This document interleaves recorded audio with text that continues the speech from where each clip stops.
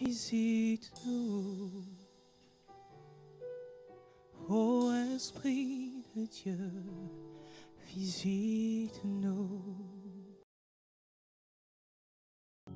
Le titre de l'enseignement, c'est « Est-ce la soif ou la pression que je ressens? Mes motivations pour chercher Dieu, est-ce la soif ou la pression ?» Je disais que quand on donne sa vie à Jésus, ou quand on rencontre, on écoute l'évangile, on voit ce que Jésus fait, on a envie de changer de vie. On a envie d'être transformé, on a envie de devenir une autre personne. On a envie aussi de connaître ce Dieu-là, de mettre sa vie en règle. Mais à cause de la personne que nous sommes, à cause de nos émotions, comment on a grandi, l'environnement où on vit, la soif de Dieu, la soif peut se transformer en pression. Or, la soif et la pression, ce n'est pas la même chose. Aujourd'hui, on va vraiment voir la différence entre la soif et la pression. Et tu vas voir qu'est-ce qui te motive de chercher Dieu. Parce que je te dis, tu as beau crier à Dieu, mais si c'est la pression qui te fait crier à lui, tu n'auras rien. Parce que la pression produit des fruits de la chair, alors que la soif produit des fruits de l'esprit. Vous comprenez? Ce sujet est important parce qu'il y a des personnes qui disent « Je jeûne, je prie, je fais telle chose, mais je ne change pas. Pourquoi moi aussi je ne fais pas telle chose ?» Seulement cette façon, dès que tu entends ça, tu sais que ce n'est plus la soif, c'est la pression. Il ressent la pression. Vous savez, il faut d'abord savoir à la base que nous marchons sur des victoires que Jésus a préparées d'avance pour nous. Ça là, tu dois savoir que Jésus a déjà prévu ce que tu cherches pour te donner. Jésus a déjà pourvu à ce que tu cherches. La seule chose, c'est parce que s'il veut que tu cherches, c'est parce que en cherchant, tu vas apprendre à le connaître et tu seras un meilleur gestionnaire des choses que tu vas trouver. Amen. C'est pour ça que Jésus te permet de chercher. Et il veut que tu cherches. Vous savez, on voit précieux ce qu'on cherche. Si tu n'as pas cherché quelque chose, si une chose n'a pas été difficile pour toi de trouver, tu vas le mépriser. D'accord?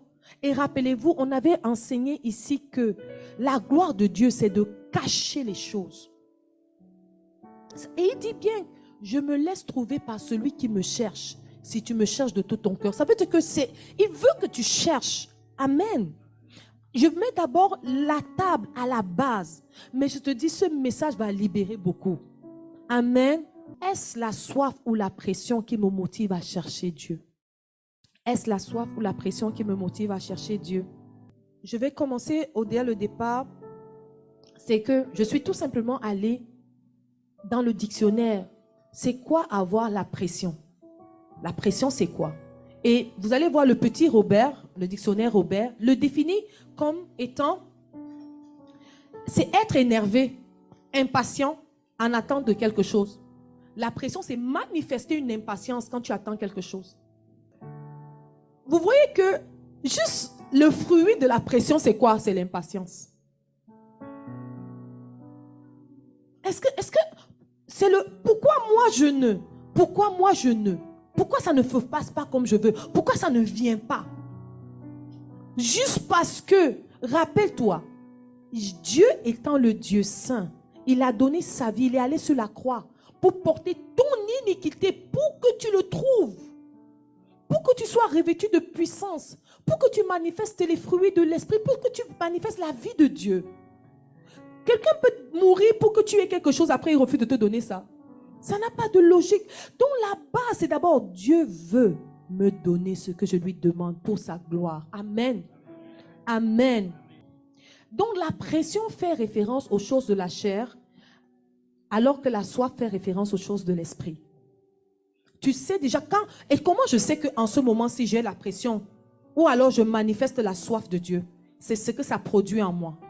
Le fruit. La Bible dit, tu reconnais un arbre à son... Si ça produit la pression, si ce que tu ressens c'est la jalousie envers les autres, si ce que tu ressens c'est la comparaison envers les autres, s'il y a, mais pourquoi pas moi?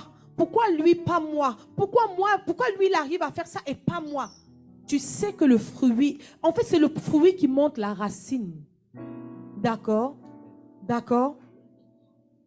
Maintenant, la Bible dit dans Romains 12, 12 que réjouissez-vous dans l'espérance et soyez patients dans la détresse. Parce que quelqu'un qui cherche Dieu, il y a une détresse en lui, n'est-ce pas? Parce qu'il se rend compte qu'il est mauvais, il se rend compte qu'il est imparfait. Mais rappelle-toi, c'est Dieu qui te rend parfait. Donc, je prends un exemple, quelqu'un qui lutte, qui veut jeûner. Prenons ça.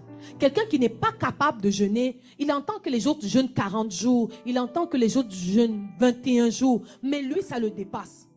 Donc, il y a une détresse en lui, c'est qu'il veut, mais il voit que son corps n'est pas capable. En passant avec Dieu, tu feras les classes pas à pas. Dis ça à ton voisin, je t'en prie. Tu feras les classes pas à pas. On ne saute pas les classes avec Dieu. Donc, c'est pour ça qu'il dit Romains 12, 12, persévérez dans la prière. Donc, soyez patients dans la détresse, persévérez dans la prière. Vous comprenez? Il y a un autre verset. Il dit, Romains 8, verset 25 nous dit, si nous espérons ce que nous ne voyons pas, nous l'attendons avec persévérance. Donc, il n'y a pas d'impatience. Si nous espérons ce que nous ne voyons pas, je prends un exemple. Moi, par exemple, je veux pouvoir, en ce moment, ne manifester aucune émotion négative que je ressens. C'est-à-dire que même si je ressens quelque chose de négatif, je ne veux pas non seulement le manifester, mais je ne veux même pas le ruminer. Je veux donner ma façon de penser les choses, de vivre les choses émotionnellement, je veux donner ça à Dieu. Je veux que ma réaction soit sa réaction. Je veux que ce qui se passe, même ce que ça produit dans mon cœur, c'est ce que Dieu veut que ça produise dans mon cœur. Est-ce que vous comprenez? Moi, personnellement, je vous prends un exemple pour qu'on aille pratico-pratique, d'accord? Je veux donner donc mes émotions à l'autel à Dieu. Mais ce n'est pas facile. Mettons que j'essaye et puis à un moment je m'énerve et que je manifeste trop ma colère. Il est fidèle et juste pour me pardonner. Est-ce que ça doit juste me montrer que je dois encore plus prier? C'est pour ça qu'il dit persévérez dans la prière. Romains 12, 12. Réjouissez-vous dans l'espérance et soyez patients. Je suis en détresse parce que je vois que j'ai une mauvaise habitude qui n'est pas bien. Mais l'attitude, est-ce que c'est de m'énerver? Celui qui est sous pression, il ne prie pas. Il ne prie pas. Ce qu'il ressent, ce qu'il veut de Dieu ne l'amène pas à chercher Dieu plus. Vous allez voir, il ne prie pas. En fait, il ne persévère pas dans la prière. Donc, il va prier, mais il ne va pas rester. Parce que qu'est-ce qui te fait rester dans la prière? Qu'est-ce qui te fait avoir la constante dans la prière? C'est le Saint-Esprit. Or, si le sentiment qui te pousse dans la prière, ce n'est pas l'esprit, ce n'est pas suscité par l'esprit, tu ne vas pas rester. Amen. Amen. La pression n'est pas de Dieu. Et je sais que je ressens une pression, c'est parce que ce que je ressens est négatif. Je continue. Il y a une chose sur la pression, c'est que la pression cherche l'attention des hommes, alors que la soif veut voir Dieu. Je m'explique. Je vais vous prendre un exemple très simple. C'est que vous avez un père qui a 4 enfants, 4 fils dans sa maison. Et le fils aîné se dit, mes petits frères me manquent trop de respect, ils n'arrivent pas à croire que je suis le grand frère. Mon père, permets-moi s'il te plaît, donne-moi l'autorité pour que je montre, que je montre à mes petits frères que je suis moi leur grand frère. Et le deuxième fils va voir son père et il dit, mon père, je sais que tu es un père qui se soucie de nous, mais que tu as beaucoup de responsabilités. S'il te plaît, est-ce que tu peux me permettre de grandir afin que je puisse t'aider dans tes responsabilités? Est-ce que quelqu'un voit la différence? Pourtant, tous deux demandent la même chose. Mais un demande pourquoi? Pour avoir le respect des hommes. L'autre demande pour toucher le cœur de son père, pour l'aider dans ses responsabilités. Amen. Pourquoi tu demandes tout ce que tu demandes à Dieu? Vous voyez encore que c'est le fruit que ce que tu veux. Tu veux que ça produise quoi en fait? Tu veux prouver quoi? Oh Seigneur, Donne-moi aussi les visions. Donne-moi aussi la parole de connaissance, afin que les gens voient aussi que tu parles par moi. C'est la pression. C'est la pression, ce n'est pas la soif. Ce n'est pas la soif, c'est la pression. Pourquoi tu es sous pression? Je te dis que Dieu peut même te donner tous les dons. L'homme déçoit. Tu as déjà vu que tu fais quelque chose à quelqu'un pour lui faire plaisir, tu arrives devant lui, la personne te regarde sec. Il te dit que c'est tout. Tu as envie seulement de mourir. L'être humain, je te dis, ne te bats pas pour faire plaisir à un être humain. Fais ce que Dieu te dit de faire aux êtres humains. Lui au moins, il te récompensera. Amen.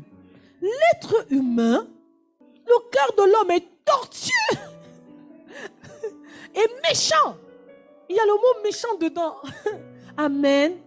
Seigneur, Seigneur, nous sommes à l'assemblée. Pourquoi moi aussi, tu ne guéris pas, je ne manifeste pas le don de guérison? Seigneur, Seigneur, il y a beaucoup de malades. Guéris-moi aussi afin que mes frères voient que tu m'utilises aussi. Afin que mes frères voient que je suis aussi avec toi. En fait, ce que tu cherches, en fait, c'est la reconnaissance des hommes. Et nous sommes tombés dans... Dès que tu tombes dans ça, dès que tu commences à chercher Dieu pour que les hommes voient, tu n'es plus dedans. Il ne peut pas te donner. Tu vas détruire des vies avec ce qu'il va te donner dans tes mains.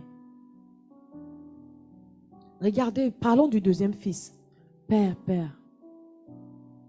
tu m'as sauvé, je suis né de nouveau. Je me rends compte que tu as un problème. Dieu a un problème, on dit souvent ça ici. Dieu a un grave problème. C'est qu'il est mort pour l'humanité. Il a donné sa vie pour que l'homme soit réconcilié avec lui. Mais les hommes vont en enfer tous les jours. Et il veut les sauver. Qui enverrai-je? Père, envoie-moi. Permets-moi, ô papa, de te soulager. Permets-moi, ô Père, que je puisse être ta main dans la vie de quelqu'un afin que ton problème soit résolu. Est-ce que je peux te soulager, Seigneur? Amen. C'est deux prières totalement différentes. Il y a déjà quand tu vois un grand frère dans la foi, une grande soeur dans la foi, un père, un frère ou les héros de la foi, les héros de la foi sont là pour susciter en toi une soif, pour te dire c'est possible aussi pour toi. Et non pour susciter l'envie. C'est pour te rendre ça possible. C'est pour dire c'est possible à un humain d'atteindre cette posture. Vous savez, la première chose quand un homme se présente devant Dieu, la première chose que Dieu regarde, c'est son cœur. Je vais prendre un exemple de quelqu'un qui a agi par pression. Dans la Bible, exemple de deux personnes. Et vous allez voir comment la pression cherche la gloire. La pression veut des choses de Dieu pour sa gloire.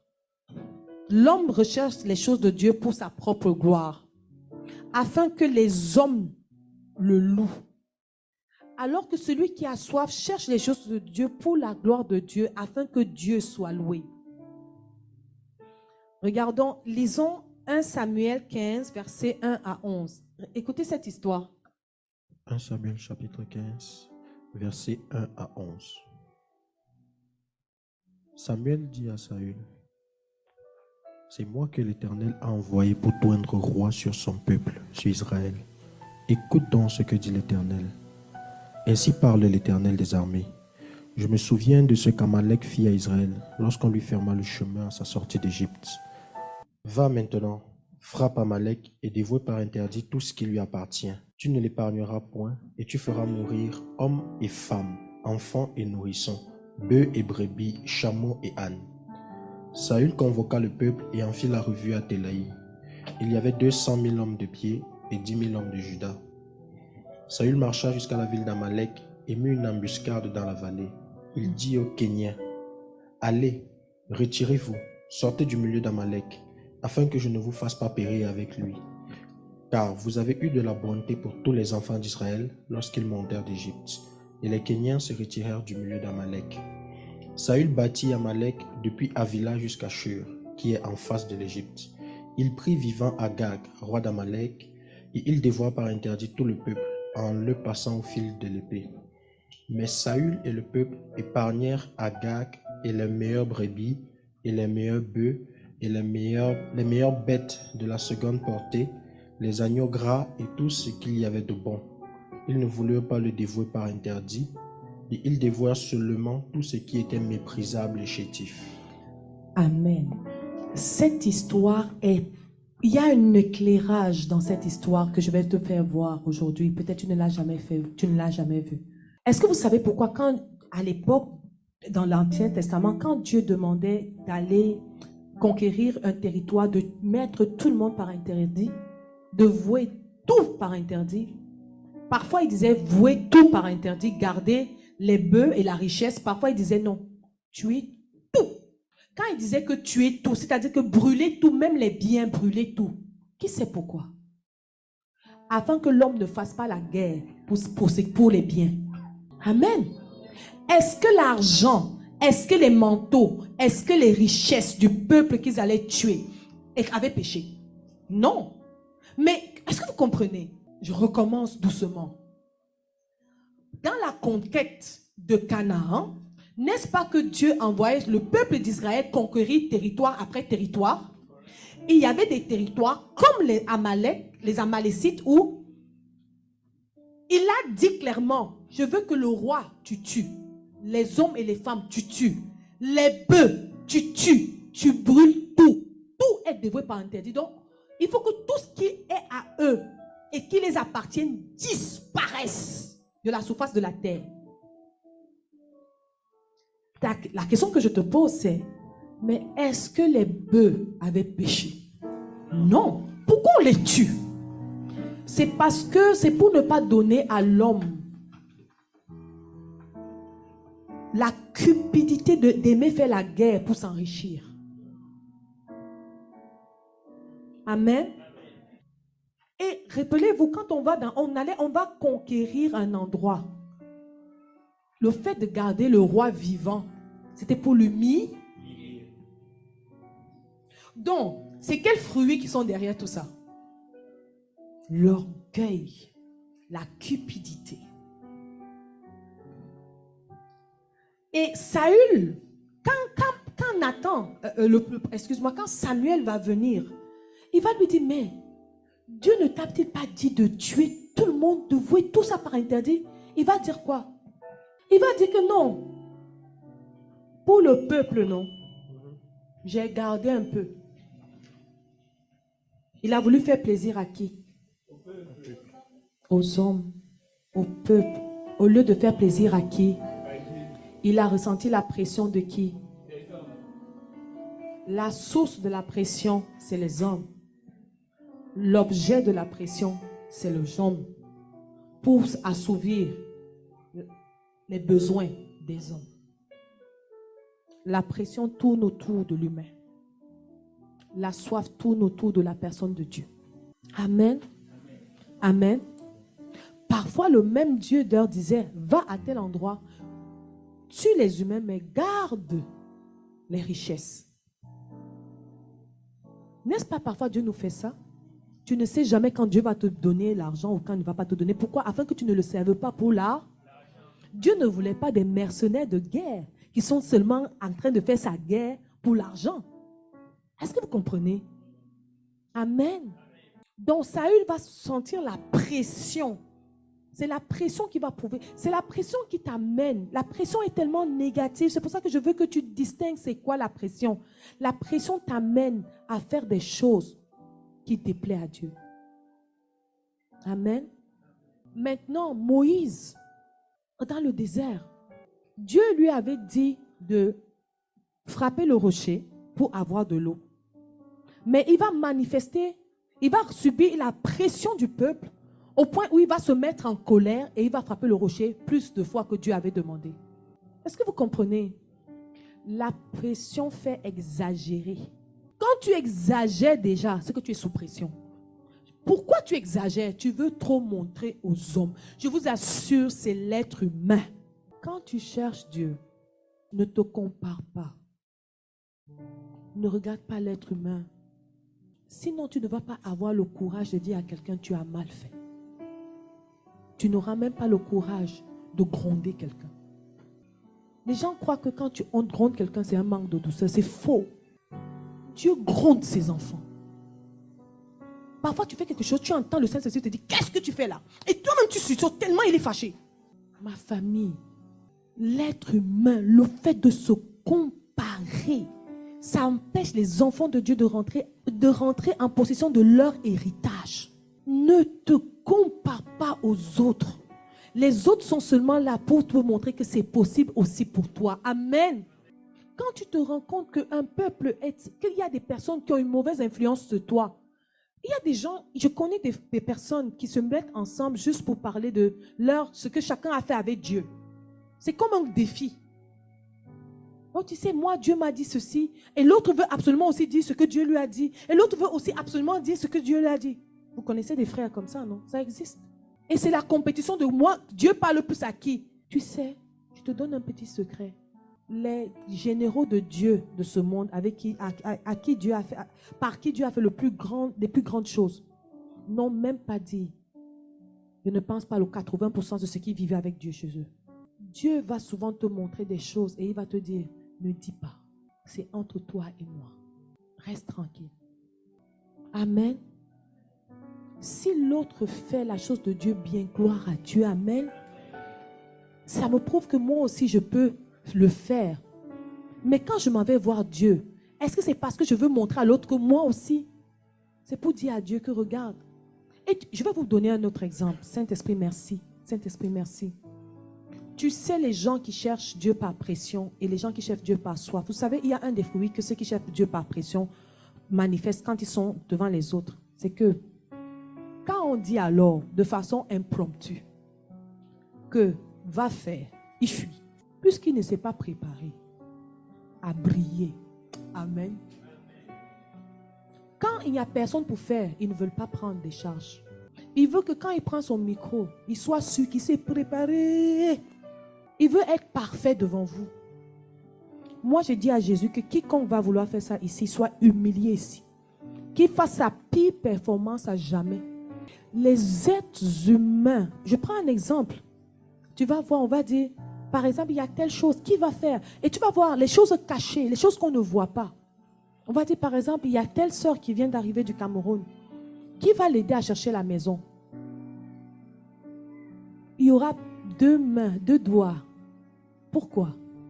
Parce que c'est quelque chose qui ne va pas... Quand on voit l'effort qu'on va mettre, les autres ne vont pas voir. Ah, ce que je dis là. Ce que je dis là. Toucher le cœur de Dieu n'est pas difficile. Mais Dieu te teste avec des petites choses. C'est celui qui honore Dieu quand il n'y a pas les hommes, que Dieu honore devant les hommes. C'est celui qui honore Dieu quand il n'y a pas les hommes pour le voir, que Dieu honore devant les hommes. On va par exemple dire, qui va aller visiter tel, juste pour la fortifier? Qui va aller rendre visite à Lisanne, juste pour lui dire, regarde Lisanne, on sait que le froid en février, c'est pas facile là, il fait froid là. Juste, qui peut aller donner un peu d'amour à Lisanne? Il n'y a pas les gens, il n'y a pas quelqu'un qui va te voir quand tu vas faire ça. Amen. Mais Dieu m'avait dit une chose. Je te donne de faire mon œuvre. Je veux que tu prennes soin des gens que je t'envoie. Tu sauras que ce que tu fais me plaît. Que je vais continuer à t'envoyer mes bébés. J'en ai plein. Je me rappelle un jour, j'entendais les enfants de Dieu chanter. J'étais dans une autre place. Et Dieu m'a dit, tu les entends chanter. Dieu m'a dit, ils sont chers à mon cœur. Tu sais ce que ça peut faire? Que tu appelles Wolf juste pour le saluer? As-tu même pris son numéro? Mais ça va être facile pour toi d'embrasser Wolf ici, devant les gens. Ça fait cool.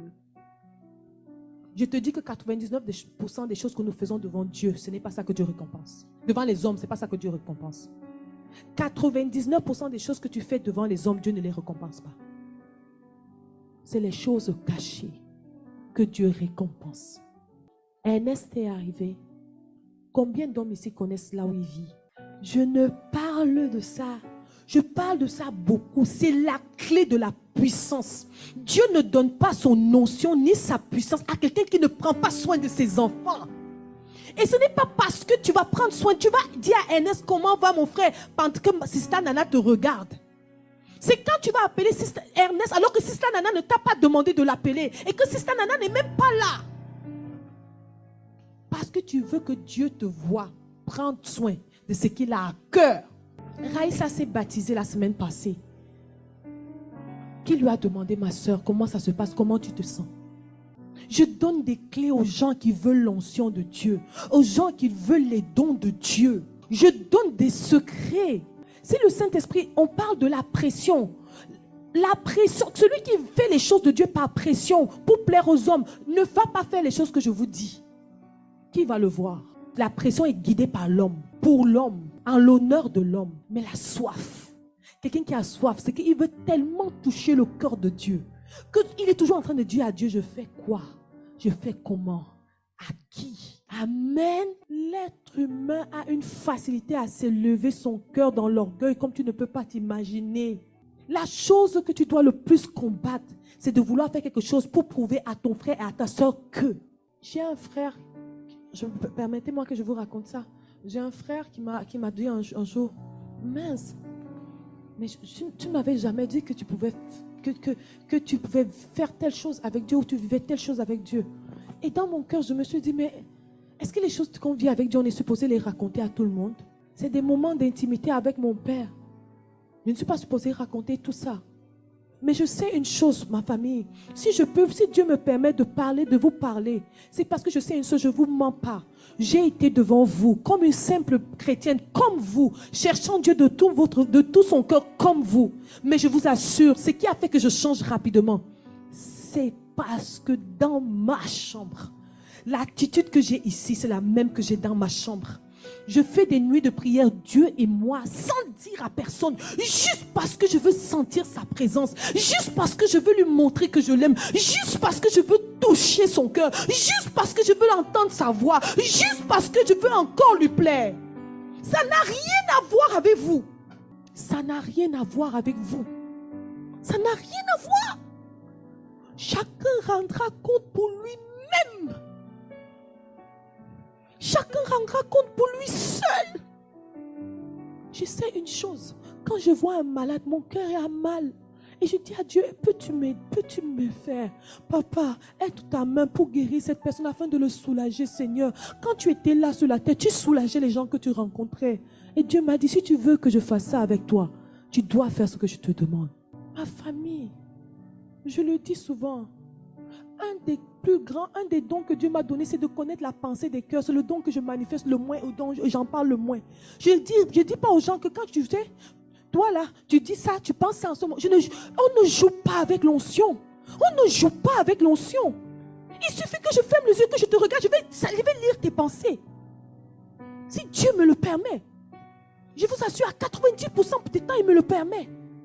Mais c'est un des dons que je ne dis jamais. Quand je parle avec quelqu'un, c'est rare que je vais lui dire en ce moment, tu penses ça. Pourquoi? Parce que Dieu m'avait dit, fais attention, ne joue pas avec ça. Je vais même faire semblant, si vous permettez l'expression. Je vais faire comme si, je vais dire, tu sais, parfois tu penses souvent que, alors que je sais que c'est en ce moment, c'est ce que tu penses. Mais parce que si je te dis que c'est ce que tu penses directement, ça va t'humilier. Le but de Dieu, ce n'est pas d'humilier ses enfants. Le but des dons, ce n'est pas d'humilier les gens. Si Dieu te donne, que vas-tu en faire? Je suis sûre que si Dieu te donne ce don, tu vas te placer là pour faire comme un jeu. Toi, tu penses ça. Toi, tu penses ça.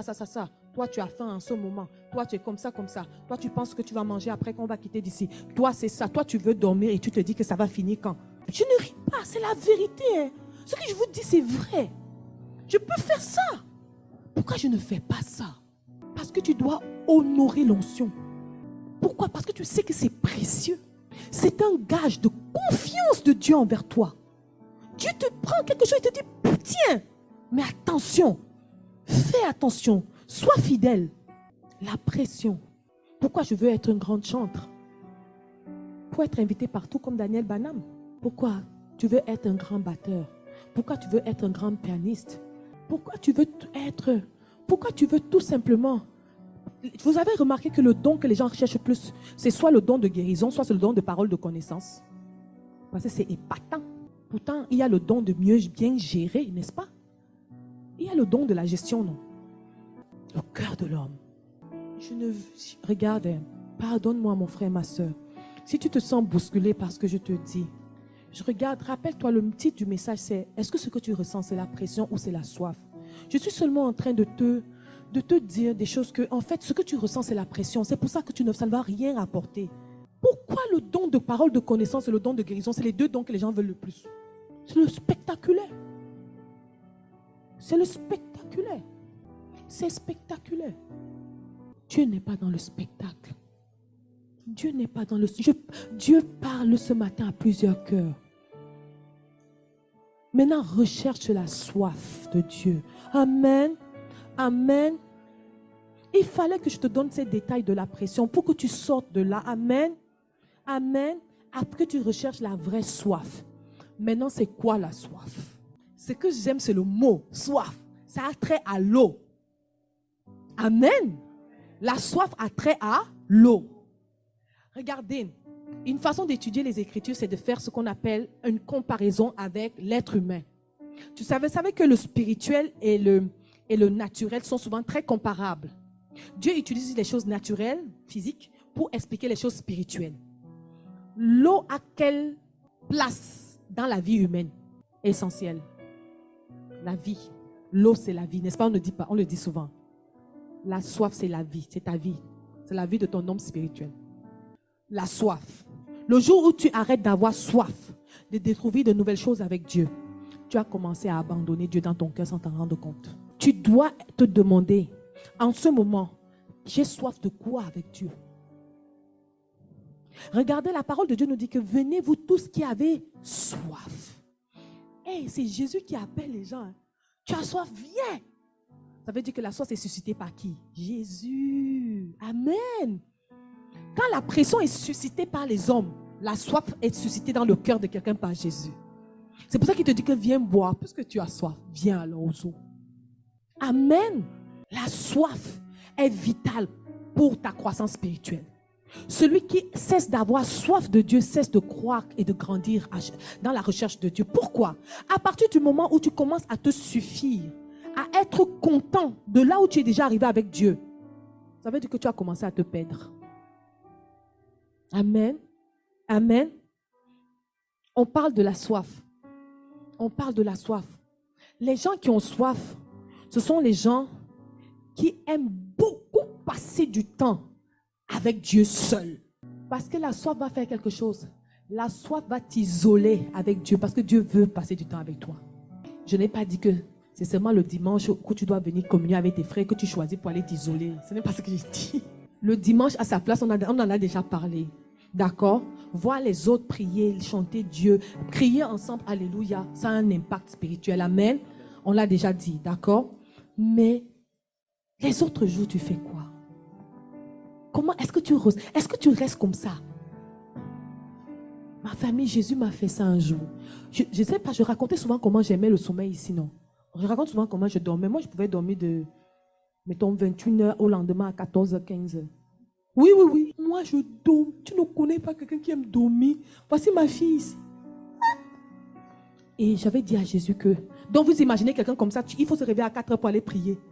Ce n'est pas la sorcellerie.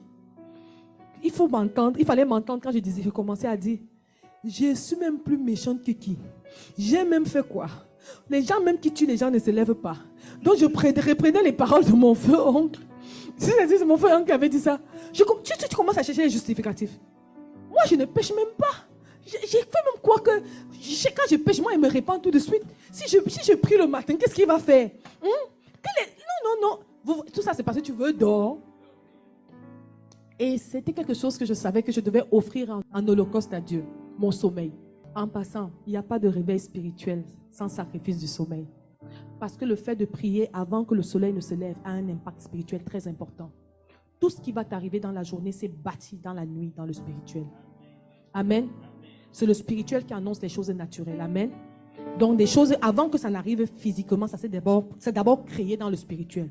Mais si tu ne te lèves pas avant donc que le jour se lève pour créer tes choses du lendemain dans le spirituel, qui va faire ça? Tu vas seulement subir la journée. Bref, c'était une petite part en... D'accord. Ça ne veut pas dire que si un jour tu ne te lèves pas la nuit, je nuance. Non, ça peut arriver, d'accord?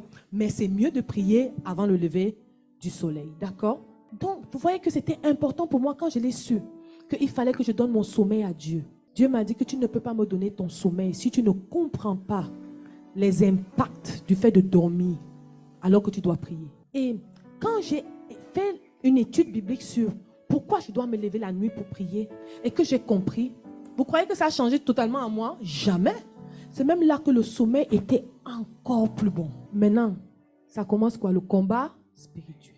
Tu vas combattre. N'est-ce pas qu'on a enseigné ça? Il y a un moment, tu dois combattre. Avant que l'onction de la chose que tu demandes ne vienne sur toi, il y a le combat. Et le combat qui combat, c'est toi. Avant le Jourdain, c'est Jéricho, non? Tu vas combattre. Tu vas combattre. Et combattre là, c'est qu'un. Même si j'ai sommeil, je m'en vais. C'est le genre que tu arrives là-bas, non? Tu bailles. Même 4 fois, tu as vu les bâillements que toi-même tu sens. Que tu veux dormir. Et puis j'ai dit, un jour, je voulais tellement dormir. J'ai dit à Dieu que oui. Ça sert alors à quoi d'être venu ici? Je veux tellement dormir. Dieu m'a dit, dors en priant alors. Mieux le sommeil. Puisque le sommeil est si fort, prie et que le sommeil t'attrape. Je préfère te voir t'endormir en priant que d'aller te coucher en abandonnant. Quand j'ai dit ça, j'ai dit, ok, donc moi dans ma tête, c'est que je vais dormir alors. Et puis je commence à prier. J'ai prié 1h30. Qu'est-ce qui s'est passé? Qu'est-ce qui s'est passé? Dieu m'a fortifié. Parce que j'ai dit que regarde, je suis allé au bout de mon bout. C'est à la limite de la limite. Dieu n'est jamais en retard, mais il n'est pas en avance. Il faut que tu arrives au bout de ton bout pour que tu voies sa gloire. On me dit souvent ça ici. Si le peuple d'Israël n'était pas arrivé face à la mer ne se serait jamais fendue. S'ils étaient encore à 1 kilomètre de la mer, est-ce que la mer se fendait? Jamais. Je dis toujours que, vu la façon, Moïse devait hurler à Dieu. Il ne priait même plus. Parce que Dieu a dit que, mais pourquoi tu cries-tu? Pourquoi cries-tu? Pourquoi cries-tu vers moi? Maintenant, étends ta main. Ça veut dire que Moïse hurlait. Pour dire à Dieu que, on va mourir! On va mourir! Les pharaons arrivent! Oh, je suis sûr. Puisque vous allez comprendre que si tu n'es pas au bout de ton bout, l'aide ne vient pas. Demande-toi, dans ta recherche de Dieu, es-tu arrivé au bout de ton bout? La soif. La soif t'amène au bout de ton bout. Donne la référence, s'il te plaît. Exode chapitre 14, à partir du verset 11.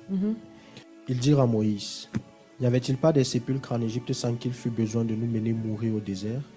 Que nous as-tu fait en nous faisant sortir d'Égypte? N'est-ce pas là que nous te disions en Égypte, laisse-nous servir les Égyptiens, car nous aimons mieux servir les Égyptiens que de mourir au désert?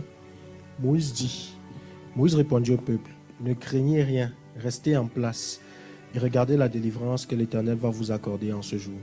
Car les Égyptiens que vous voyez aujourd'hui, vous ne les verrez plus jamais. L'Éternel combattra pour vous et vous gardez le silence. L'Éternel dit à Moïse. Attendez, l'Éternel dit à Moïse. Vas-y, lis doucement. Pourquoi ces cris? Pourtant, il parlait calmement devant les gens, non? Puisqu'il voulait dire que restez tranquille, il les rassurait.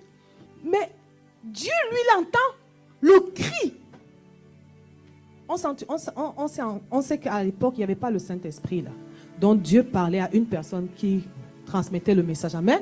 Amen. Donc il dit que les cris là, c'est les cris de qui qu'il entendait? De Moïse. Ta panique doit... Il n'y a que Dieu qui doit entendre ta panique. Amen. Pas les hommes. Amen. Amen. Amen. Il n'y a que Dieu qui doit entendre ta panique. Pas les hommes. Amen. Amen. Et Dieu va dire quoi? Parle aux enfants d'Israël et qu'ils marchent. Toi, lève ta verge et tends ta main sur la mer et fends-la. Et les enfants d'Israël entreront au milieu de la mer à sec. Amen. Ils étaient arrivés au bout de leur bout du bout du bout. Ne panique pas devant les hommes. Panique devant ton Père. Et il va te dire, pourquoi tu cries? Fais ceci. Amen. La soif. La soif. Je ne vais pas beaucoup durer, mais je vais te parler encore de la soif. On disait que la soif a référence à l'eau, tu vois. Et vous allez voir que les activités que tu fais qui sont liées à ta soif sont constantes. On disait que les activités qui sont liées à la pression ne peuvent pas être constantes. Elles sont constantes. Je prends un exemple. Parce que quelqu'un qui a soif cherche Dieu assidûment. Je prends un exemple. Parce que notre corps a soif, nous buvons l'eau assidûment. Amen. Les activités liées à la foi sont plus constantes.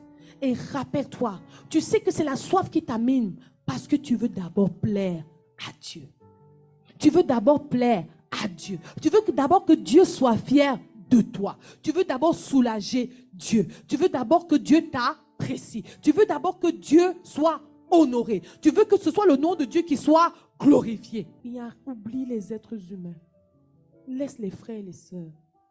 Quand Dieu même te fait les choses, en parle. Si tu ne peux pas en parler, n'en parle même pas.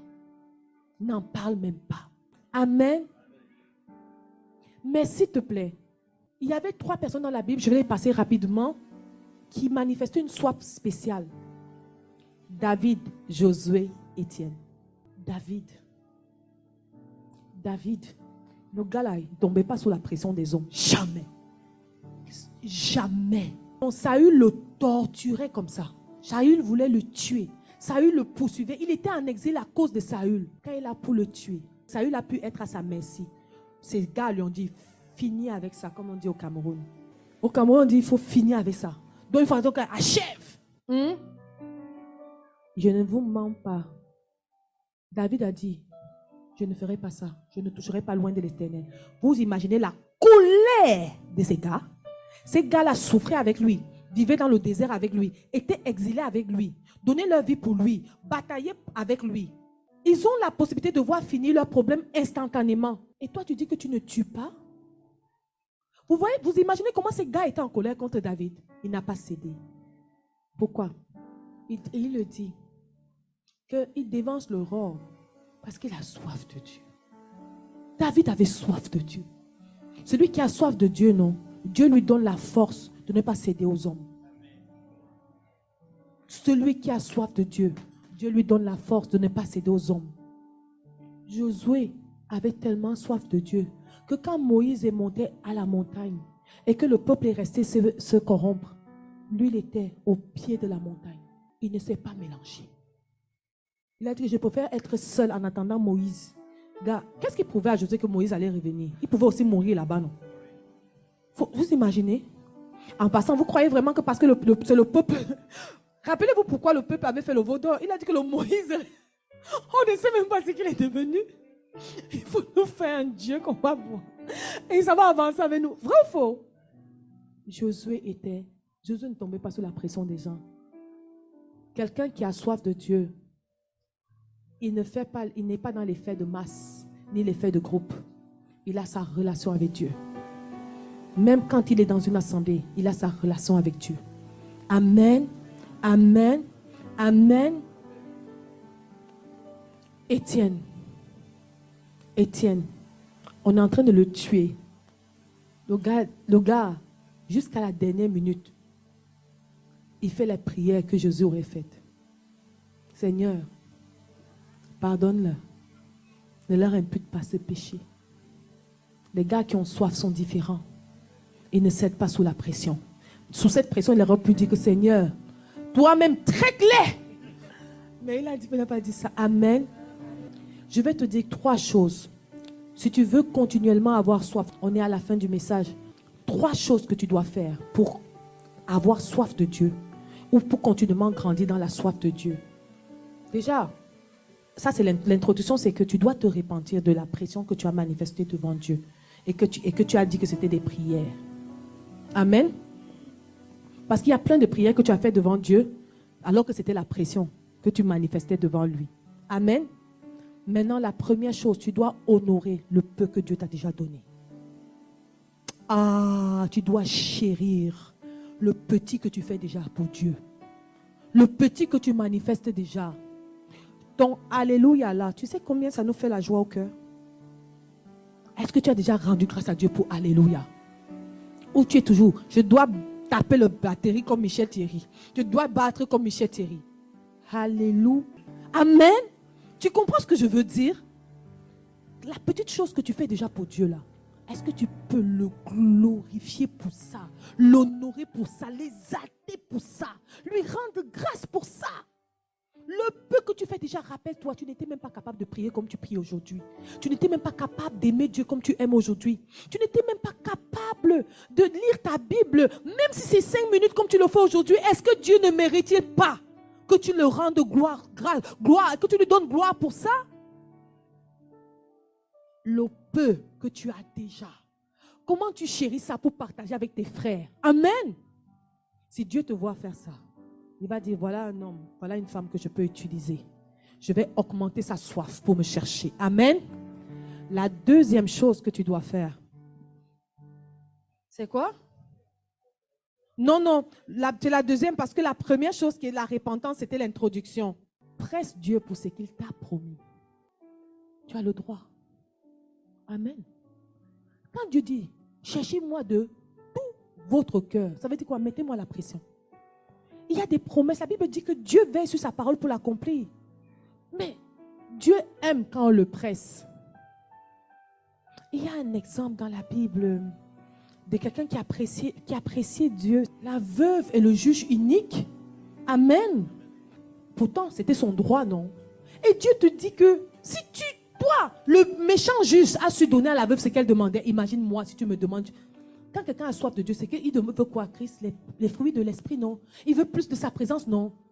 Si le juge unique a pu donner des choses méchantes, si nous, les choses, je veux dire pas méchantes, mais les choses viles, si nous, on peut souvent donner des bonnes choses à nos enfants, imaginons Dieu. Rappelez-moi un autre truc où quelqu'un a apprécié Dieu pour lui donner. Israël, Jacob. Amen. Je veux te dire que insister n'est pas un péché. Mais c'est le but pour lequel tu insistes qui est un péché, qui est important. Amen. Jacob a dit que je ne te laisse pas si tu ne me bénis pas. Et Dieu a changé son caractère. Parce que le nom, c'est le caractère. Amen. Oh Seigneur, il y a quelqu'un que Dieu va changer le caractère là. Amen. Change mon caractère. Tu ne presses pas assez. Tu n'as pas assez soif pour que Dieu change ton caractère. Regardez ce qu'il a fait à Jacob. Amen. Change ma façon d'être là. Colérique, vantarde, orgueilleuse. Change ma façon d'être là. Négligente. Change ma façon d'être là. Légère. Change ma façon. Change-moi. Amen. Presse-le. Amen. La troisième chose, apprends des aînés et honore-les.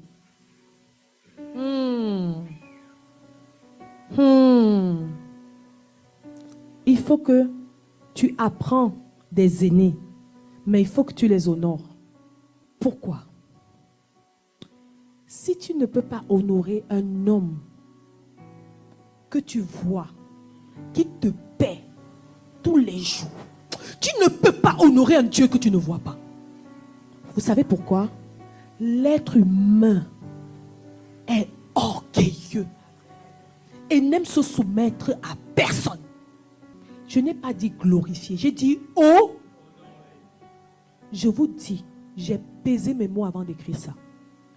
Parce que si je ne voulais pas l'écrire, c'est pour ça qu'en fait ça va être 4. Parce que pourtant j'ai dit 3. Vous savez, je ne voulais pas l'écrire. Et Dieu m'a dit, si tu ne l'écris pas, tu n'es pas transparente avec tes frères parce que tu l'as fait, Nadège. Ça veut dire que tu n'as pas tout dit l'enseignement. Mes frères, mes soeurs, prenez ce que vous voulez. Laissez ce que vous voulez, n'est-ce pas? Mais moi, je vous dis ce que j'ai fait. Honore les aînés dans la foi. Ne mets pas ta bouche où on parle mal d'un homme ou d'une servante de Dieu. Ne fais pas ça. Ne fais pas ça. Même s'il fait mal, tu comprends? Prie pour lui dans le lieu secret avec Dieu. Amen. Amen. Si tu as l'occasion d'être en face de lui, vous deux, parle-lui. Amen. Mais pas que les gens sont assis, tu parles mal. Ne fais pas ça. Tu n'auras rien. Ça veut dire que si tu fais ça, tout ce qui cette personne a comme don, tu ne peux pas l'avoir. Tu ne peux pas l'avoir. Exemple biblique, hein? On te raconte souvent cette histoire ici. L'histoire de Myriam, Aaron et Moïse. Amen. C'est dans nos Bibles. Hein? Rappelez-vous, Dieu a fait Moïse Dieu pour Aaron. Ce n'est pas Moïse qui s'est fait Dieu pour Aaron. Laissons ça. Bref, si je ne vous dis pas cette partie-là, je n'aurais pas été juste envers vous. je n'aurais pas été juste envers vous. Quand tu vois Dieu utiliser quelqu'un, ça veut dire que les intérêts de Jésus sont là-bas. Comment, qu'est-ce qu'il est ton apport pour que les intérêts de Jésus continuent? Mes frères, mes sœurs, je vous dis ce que j'ai fait. Faites de ça ce que vous voulez. Amen. La quatrième chose, c'est, je vais le lire, il faut que tu acceptes de payer le prix. Tous on savait que ça allait finir là, non? Il y a un prix à payer. Si tu veux continuer à vivre Dieu et à avoir soif de lui, il y a un prix à payer. Qui connaît le prix? On doit tous réciter le prix à payer. C'est le renoncement à nous-mêmes. Tu renonces à ta façon de vivre. Non, à ta façon d'aimer vivre. Pour chercher la façon que Dieu veut que tu vives. Tu renonces à ta façon d'aimer la nourriture. Je parle beaucoup de la nourriture parce que je me sens concernée. Pardon, excusez-moi. D'accord? Je suis très gourmand de nature. J'aime ce qui est bon. Ça ne paraît pas peut-être physiquement, mais j'aime bien manger. Tu dois donner ton appétit à Dieu. Et accepter les jours où il te dit que tu sais quoi? Aujourd'hui, c'est jour de fasting. Ou alors, mais Nadège, où tu penses, moi j'aime le yogourt vanille fraise. Tu penses au yogourt fraise vanille qui est au frigo et Dieu te dit tu n'as pas faim. Vous connaissez comment on fait souvent semblant comme si on n'entend pas? Et on part vite boire. Comme si on volait nous-mêmes. En fait, c'est la voix de Dieu qu'on fuit.